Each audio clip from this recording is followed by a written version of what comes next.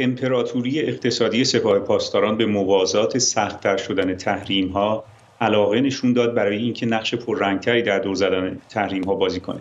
بدنه جمهوری اسلامی هم از این موضوع استقبال و براش امتیاز و خدمات ارائه کرد و به این ترتیب دور زدن تحریم‌ها جای رفع تحریم‌ها رو به مرور گرفت. مخالفت با پیوستن به FATF و رفع تحریم‌ها عملاً تلاش و فشار سپاه بود با قربانی کردن مردم ایران و زندگی و معاش اونها برای گسترش نقش و انحصاری که در صنایع نفت و گاز و به طور کلی قبضه سیاست تجاری جمهوری اسلامی داشت. این ویرانه‌ای که امروز از صنایع نفت و گاز ما در ایران باقی مانده نتیجه چنین رویکردی است. بیرون کردن شرکت‌های نفتی معتبر بین‌المللی از کشور به نفع سپاه پاسداران و کنار گذاشتن ابزارهای دیپلماتیک که عملاً به کنار گذاشته شدن ایران از حکمرانی انرژی در دنیا منجر شد.